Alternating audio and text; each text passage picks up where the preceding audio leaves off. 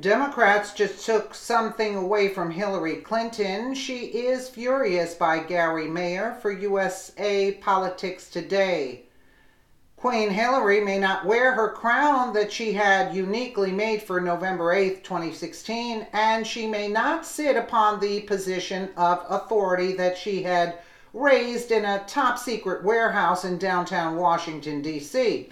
However, she is considering the purposes behind her loss in a whole new light, with the consistently developing surety that the Russian collusion examination will presumably be going no place. There is a feeling that Hillary won't get the chance to sit upon that extraordinary position of authority at any point in the near future. However, her comprehension of why she lost in her eyes is giving her clearness on where she ought to go from here. The superdelegate system simply wasn't sufficiently secure. She needs to take much more control of that system whenever around. Be that as it may, there is an issue. Another board inside the Democrat Party has been taking a gander at the superdelegate system and has confirmed that it may not do things a similar path next time around.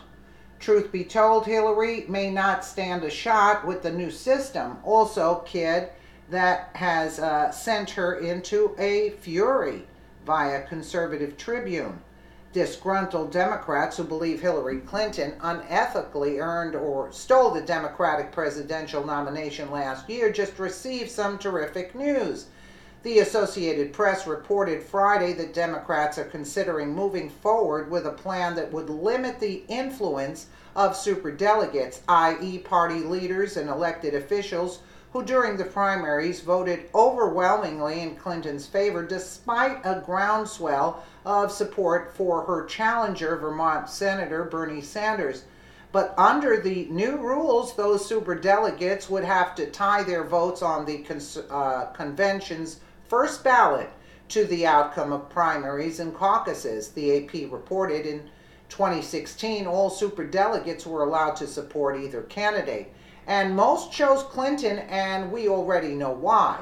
As former interim Democratic National Committee Chairwoman Donna Brazile explained in her book published last month in 2015, the DNC struck a deal with Clinton that granted her full authority over it. Clinton pulled this off by crafting a fundraising agreement between the Democrat National Committee and her own fundraising organizations that specified that in exchange for raising money and investing in the DNC, Hillary would control the party's finances, strategy, and all the money raised, Brazile wrote.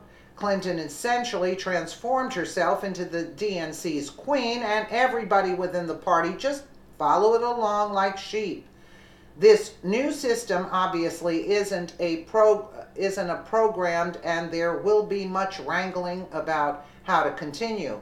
Be that as it may, something struck me while pursuing about this new undertaking.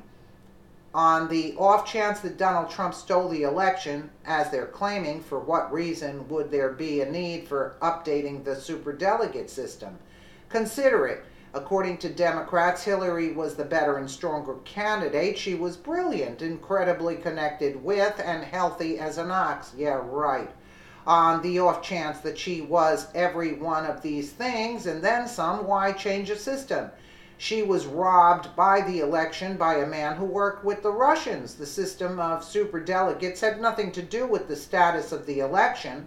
On the off chance that you trust that Trump colluded, why the requirement for a change?